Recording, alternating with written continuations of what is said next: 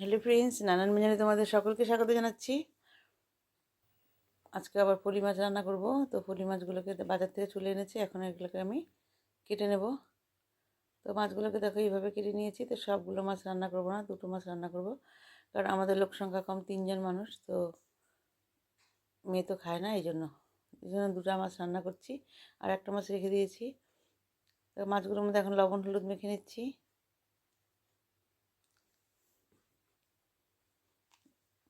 এখন দেখো তেল গরম হয়ে গেছে, এখন মাছগুলোকে আমি ভেজে নেব।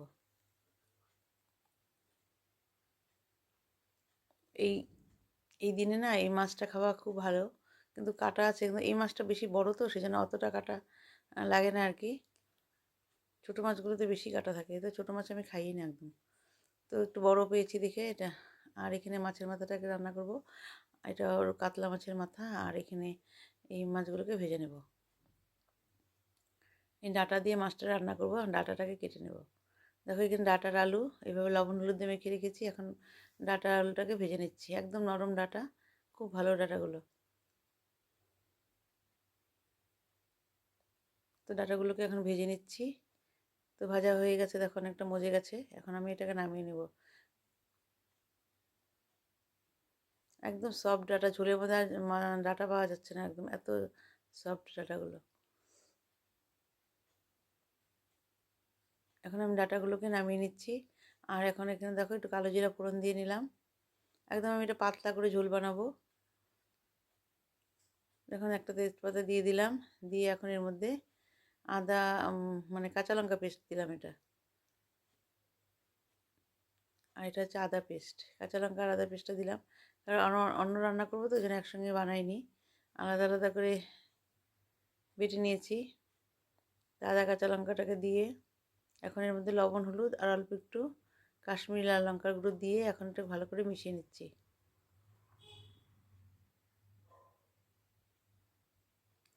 এইভাবে ভালো করে ভাজা করে নিয়ে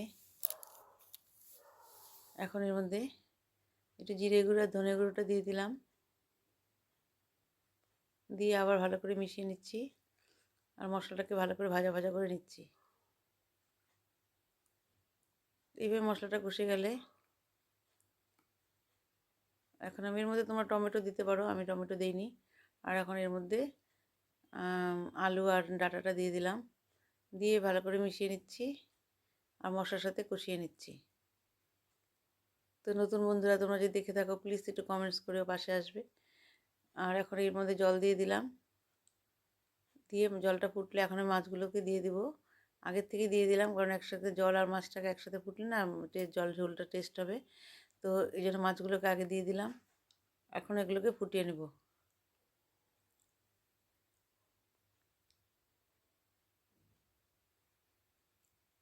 তো দেখো এখন ফুটিয়ে নিয়ে এখন এর মধ্যে ধনেপাতা দিয়ে দিলাম। ধনেপাতা দিয়ে এখন ঝোলটাকে নামিয়ে নেব। এইভাবে আমার পলি মাছের পাতলা ঝোলটা হয়ে গেল। তো বন্ধুরা তোমরা সবাই ভালো থেকো, সুস্থ থেকো, আমার পাশে থেকো। নমস্কার।